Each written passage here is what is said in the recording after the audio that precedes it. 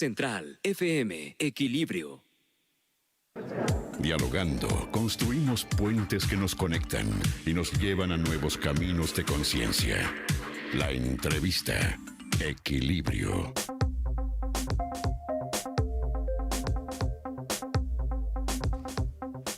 Sin temor a equivocarme, el Instituto Nacional Electoral, la autoridad electoral, es la única dependencia ciudadana que actúa en el Estado mexicano.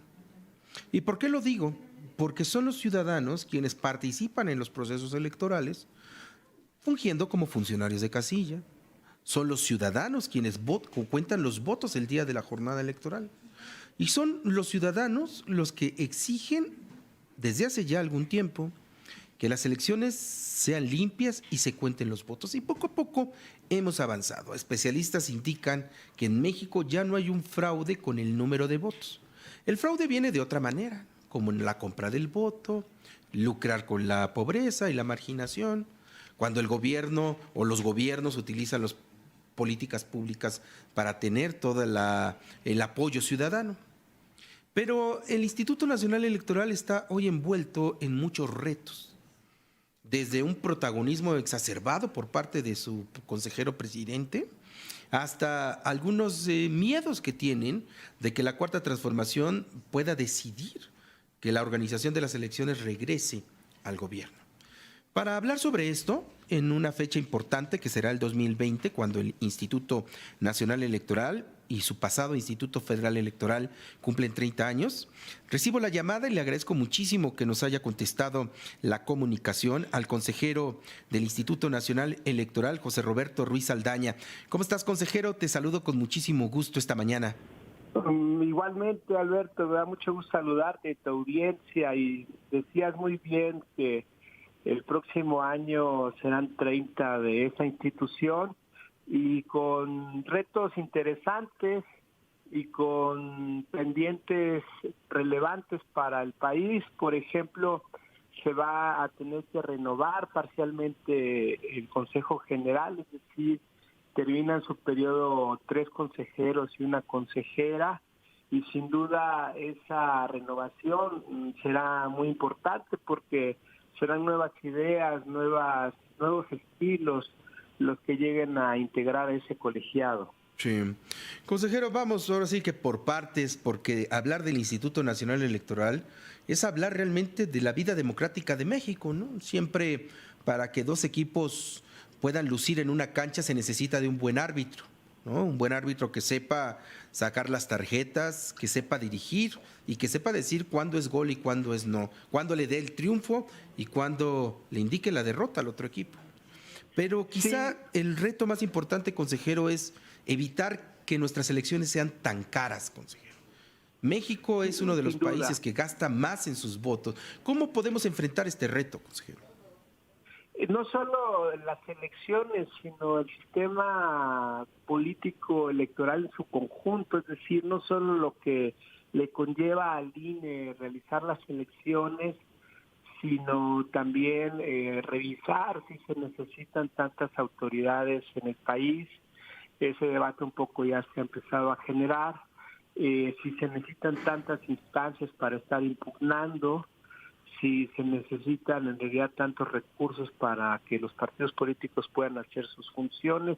Es decir, creo que se tiene que revisar el gran conjunto de cómo está diseñado el sistema para realmente poder lograr áreas de oportunidad en bajar los costos.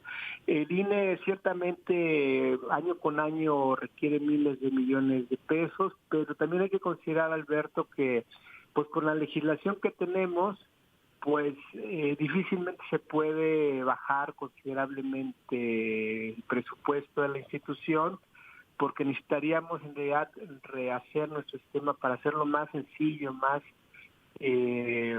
pues elemental en sus requerimientos. Por eso yo creo que ese debate y ese reto es de la mayor relevancia, pero de la mayor complejidad a su vez.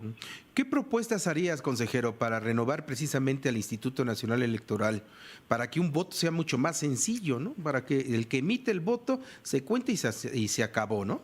¿Cuál sería la propuesta que tendrías tú? Hay varias, por ejemplo, que el legislador, los legisladores, las legisladoras, nos ordenaran hacer pruebas pilotos vinculantes por lo menos en los próximos 9 años en elecciones pues concurrentes y en locales, y también pensar en adelgazar, respetando obviamente los derechos de las y los compañeros de la institución, pues a todo su estructura burocrática, porque, mira, te pongo un ejemplo, Alberto, la ley dice que debe de haber 32 delegaciones, pero tenemos estados con tan solo 3 distritos, donde yo pienso que no se justifica tener toda una delegación. Por ejemplo, ahí está Tlaxcala, Colima, Aguascalientes, que un delegado o delegada podría atender de un estado vecino también a esos estados con pequeños, con distritos en un número bajo. Entonces, sí es necesario repensar a la institución en cómo se organiza, en cómo se hacen las elecciones, y también algunas sinergias que yo ya he señalado. Por ejemplo, se contratan muchos expertos técnicos para que nos vengan a decir lo que nosotros somos expertos. Ahí están los ejemplos de el comité técnico para que nos diga del padrón electoral cada 3 años si está bien, es nuestra obligación tenerlo bien y punto. O para el PREP, que lo estamos haciendo bien, pero pues es nuestra obligación también hacerlo bien. Entonces, creo que hay mucha área de oportunidad en introducir cambios al interior, y también que se conciban las elecciones de forma distinta también. Luego estos especialistas terminan siendo amigos personales del consejero presidente, que pues siempre los contratan, les dan trabajo y terminan dando conferencias porque son sus cuates simplemente. Oye, consejero, pero creo que no hay otra solución, lo hemos visto desde dentro y desde fuera del Instituto Nacional Electoral, para reducir costos, que el voto sea por internet. O sea, si ya tenemos tantos avances en el internet, utilizamos nuestro dinero de los bancos para pasarlo de un lado al otro, que es nuestro dinero, nuestro patrimonio, lo podemos confiar al internet. ¿Por qué no ya dar ese salto, más allá de programas piloto, dar el salto al voto por internet? Y créeme que estaríamos dando una reducción importantísima al gasto anual que tiene el Instituto Nacional Electoral. Bueno, habría que considerar que no todo el país tiene accesibilidad a internet. Es cierto que otros países han logrado avanzar mucho con los servicios, no solo la votación vía internet, pero creo que todo eso que mencionas es posible si vamos gradualmente como país tomando decisiones para encaminarnos a ello.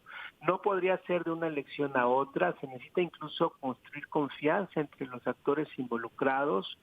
Hay que considerar que venimos de una historia que no podemos omitir fácilmente, Alberto, pues de mucha desconfianza. Entonces, sí, se necesitaría ir gradualmente tomando esas medidas. Sí va a haber voto electrónico, por cierto, por internet, pero para las y los mexicanos que están en el extranjero, sí, que eso ya va a ser de por sí un avance, porque es muy costoso el voto postal. Sí. Sí, eso sí, y esa es muy buena idea, porque se gastaba mucho dinero y no se lograba tener el impacto de los mexicanos en el exterior. Nosotros llegamos a los Estados Unidos, tenemos comunidades que participan con nosotros en Central FM Equilibrio, quieren participar en nuestros procesos internos. A los mexicanos que viven en los Estados Unidos les interesa que sus familiares vivan bien en Sonora, en Aguascalientes, en Yucatán, pero a veces es tan engorroso el voto de mexicanos, necesitan mandar mandar sus papeles meses antes, recibir los papeles y mandarlo. Creo que ese sería un gran avance. Consejero, tú nos hablaste de una coyuntura importante en el 2020, como es la sustitución de 4 integrantes del Consejo General. Ha habido una crítica importante de cómo el gobierno de Andrés Manuel López Obrador se ha ido apoderando de los institutos autónomos. Está la Comisión Nacional de Derechos Humanos, está el otro poder, el Poder Judicial, en el cual personas muy allegadas a Andrés Manuel López Obrador hoy fungen como integrantes de sus órganos de gobierno. ¿Tú ves que el Instituto Nacional Electoral en esta renovación de 4 consejeros pueda tener la misma suerte que otras dependencias? No, no lo veo así, Alberto. Pienso que se está por algunas personas, incluso al interior del INE, exagerando el punto. Pienso que todavía no se conoce quiénes van a llegar y ya se les está acusando pues de tener algunas preferencias o incluso parcialidad en su próxima actuación. Y pienso que hay que recordar que los consejeros y consejeras que llegamos a integrar el INE, incluso antes los que integraban el IFE, pues eran propuestas de grupos parlamentarios de partidos políticos en concreto. Entonces sí veo mucho, pues me llama mucho la atención que ahora en 2020 quienes vayan a llegar evidentemente llegarán respaldados por algunos grupos parlamentarios que puedan generar ahí una mayoría calificada, y ahora sí se critique que van a llegar compañeras o compañeros consejeros impulsados por grupos parlamentarios, te decía, de determinadas mayorías, cuando antes ese no era el tema. Entonces, creo que se necesita esperar a que se conforme pues el nuevo Consejo General, y como siempre lo he sostenido, pues criticar en función de cada decisión, no a priori por el solo hecho de que serán nuevas personas las que lleguen. Consejero, ¿tú estarías de acuerdo en la presidencia rotativa de 3 años de la presidencia del Consejo General del INE? Sí, Alberto, porque el INE es la excepción a lo que es la regla en el país. En todos lados hay rotación. Pienso que es benéfico para las instituciones, que con ciertos candados, evidentemente, pienso que es correcta la iniciativa que hay hoy por hoy presentada, que sería la propia Cámara de Diputados la que haría la rotación, porque sí se generarían malos incentivos que fueran los propios integrantes quienes decidieran esa rotación, porque estarían quizás teniendo poco trabajo colaborativo con la presidencia en turno, pues para desgastarla más rápidamente. Pienso que no debiera ser así, pero la idea por sí misma sí creo que es benéfica de la rotación. De hecho, nos dedicamos a renovar el poder, esa es nuestra función como INE. No vería cómo argumentar en contrario que no haya renovación en una presidencia de un órgano tan importante. El andamiaje de la vida electoral es enorme, consejero. Se tiene el INE, que se le dieron muchas atribuciones para que fuera nacional, realmente tuviera incidencia, pero existen los institutos electorales locales, existen los comités distritales, luego existen los tribunales electorales locales, existe el Tribunal Electoral del Poder Judicial de la Federación. Son muchísimas dependencias, consejero, muchísimo gasto que se tiene. No es momento de transitar hacia una sola, o sea, que el INE se dedique a todo para que se reduzcan los presupuestos multimillonarios que también a nivel estatal se están distribuyendo. Fíjate, Alberto, que pienso que antes de 2021 ya no habría reforma integral en materia electoral, y quizás pasando 2021 vuelva a generarse el debate sobre pues lograr una autoridad electoral única en materia administrativa, es decir, que el INE sea la única autoridad.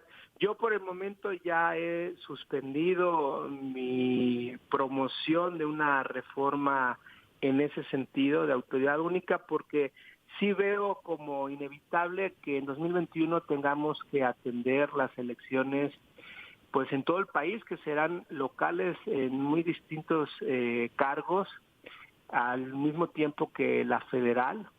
En 2021 te decía, y habrá que trabajar pues coordinadamente con estos órganos locales. Es decir, hoy por hoy lo que me he estado ya dedicando es a coordinar estos trabajos para el 2021. El próximo año, de hecho, me toca coordinar como presidente de una comisión temporal los trabajos para las elecciones de Coahuila e Hidalgo. Y ya pasando el 2021, pues corresponderá a los legisladores, a las legisladoras, incluso quizás al presidente de la República, si envía la iniciativa que anunció, pues tomar ese tipo de decisiones. Muy brevemente podría decir que sí valdría la pena una sola autoridad, porque pues ya esta reforma desde 2014 nos ha demostrado que es mucho mejor hacerlo todos como INE que revisar la parte de los soples, pero bueno, te insisto, ese debate creo que ya vendrá posteriormente.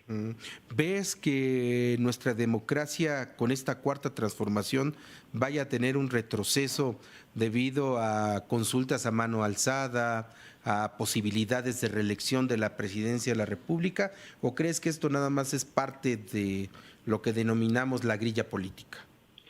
Pues no veo esos peligros, incluso hay que reconocer, Alberto, que ya hay una reforma legal para que las consultas puedan realizarse por parte del INE, es decir, que nosotros seamos quienes las organicemos. No vamos a bajar la calidad de esas consultas. Si hubo consultas al inicio de este sexenio de una forma pues no cuidada, hay que reconocerlo así, pues fue porque no se tenían los instrumentos jurídicos para realizarlas. Ahora ya se tendrán. La revocación del mandato me parece también otra muy buena noticia para el país, sabiéndola utilizar los ciudadanos.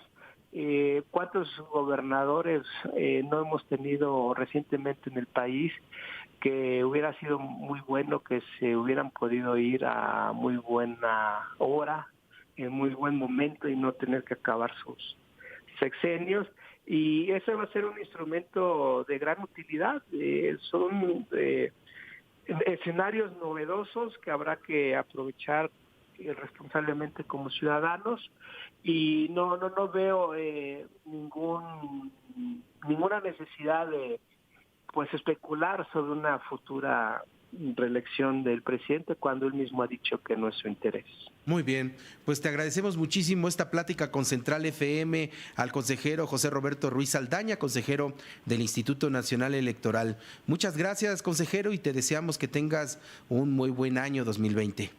Igualmente para ustedes, un saludo cordial. Muchas gracias. Este consejero José Roberto Ruiz, vaya que ha sido o ha tenido la idea progresista de una reforma del Instituto Nacional Electoral, muy atacado por sus compañeros, en específico por Lorenzo Córdoba, que siempre ha despreciado sus ideas, pero que hoy pareciera estar pues teniendo la razón de un Instituto Nacional Electoral que se está quedando en el pasado, pero que necesita modificarse. Así es que yo le invito a que siga en redes sociales al consejero José Roberto Ruiz. Ahí tiene muchas ideas, hace muchos videos, hace muchas propuestas de modificación del instituto, y por lo pronto ya se pronuncia por una presidencia rotativa que estaría cambiada a partir del próximo mes de abril. Veremos qué es lo que pasa en su aniversario 30 del Instituto Nacional Electoral.